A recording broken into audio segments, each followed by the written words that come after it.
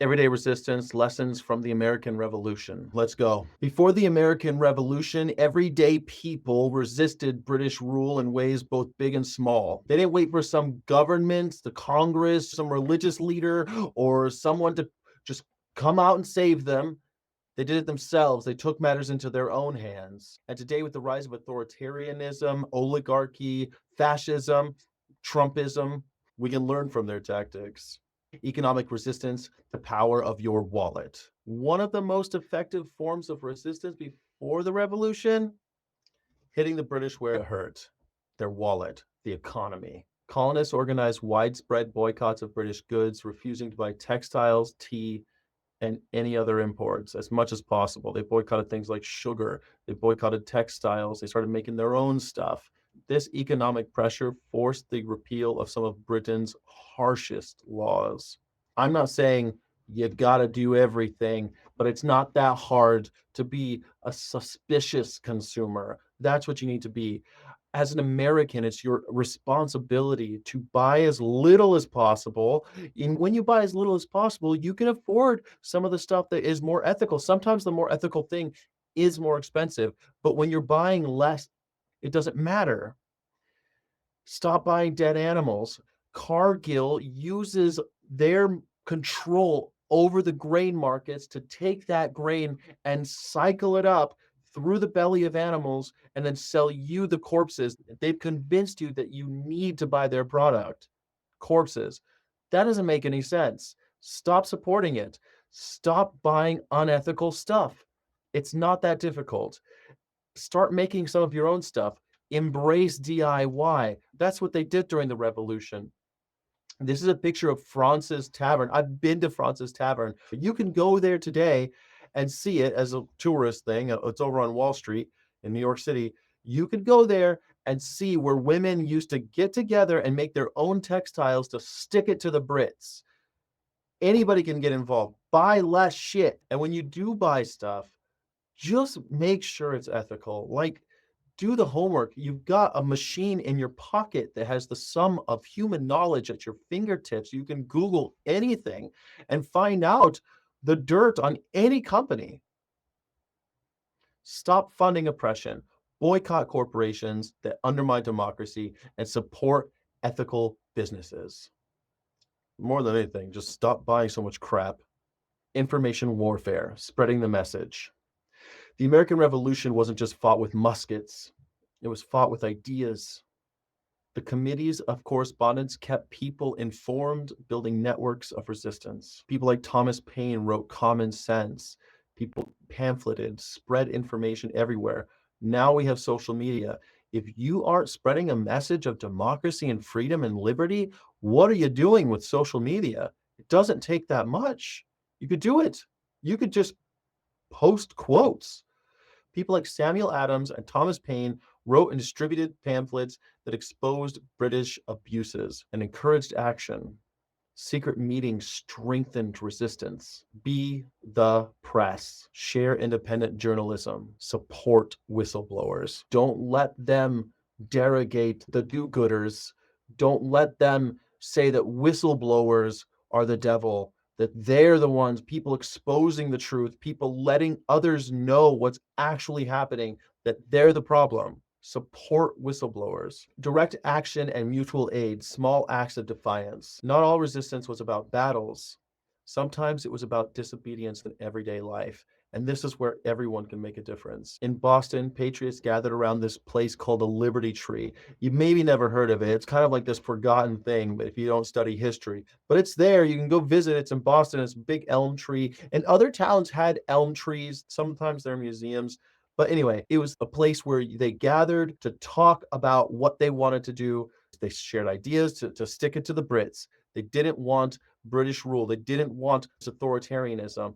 They didn't like that somebody else was telling them what to do.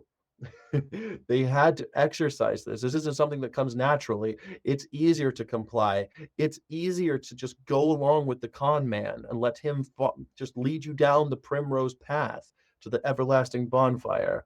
But you don't have to. You can resist. You must resist. Women spun their own cloth instead of buying British textiles. Smugglers helped colonists avoid taxes. It's little things. Anytime you can defy them, little things all the time, you start building an immunity to them. You start building a habit of not complying.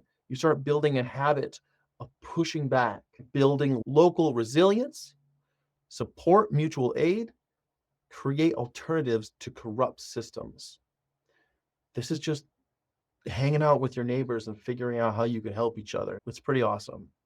Sabotaging authoritarianism today. The British government depended on compliance. When people stopped obeying, their control unraveled.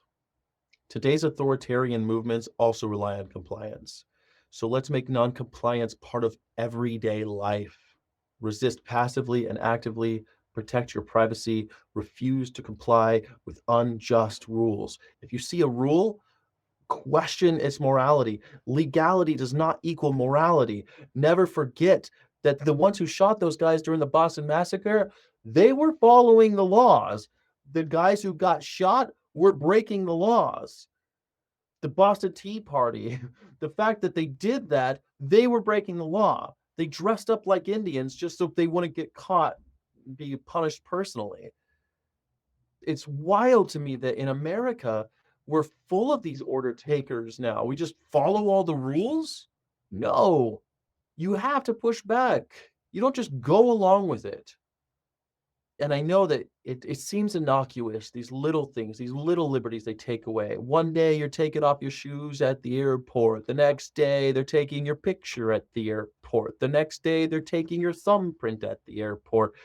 And you think it's just this little slide, you know? You have to push back. Most people that I know don't even know that you don't have to get your picture taken at the airport. You can say no, and they'll still let you on that plane.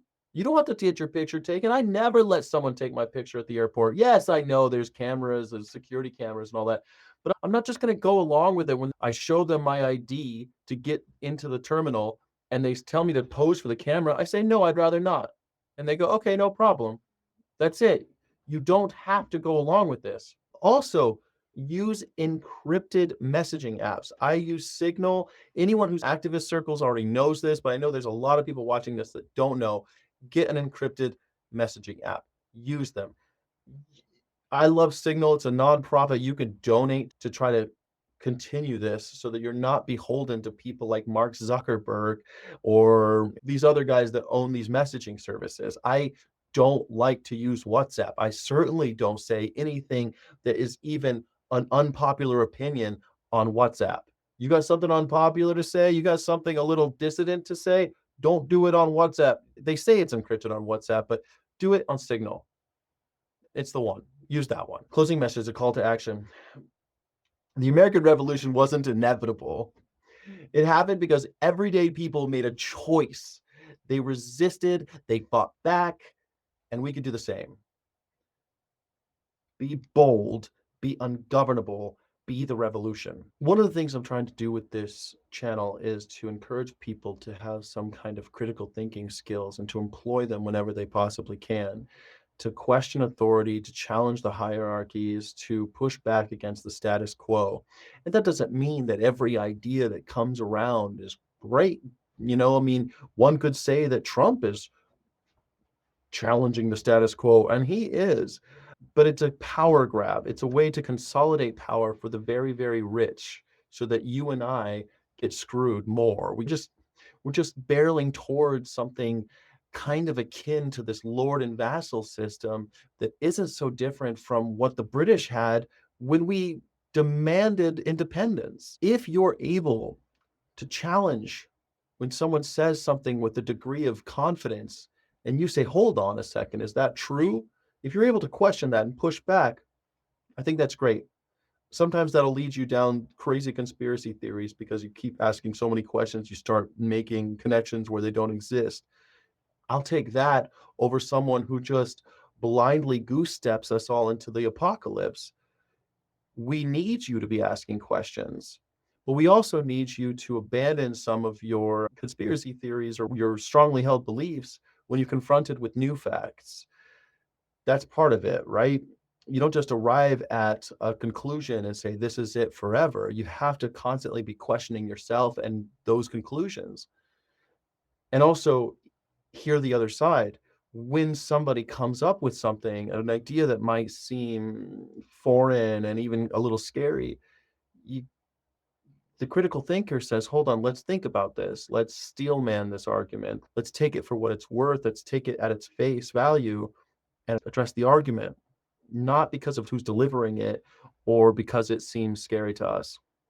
And we're all guilty of doing that to varying degrees.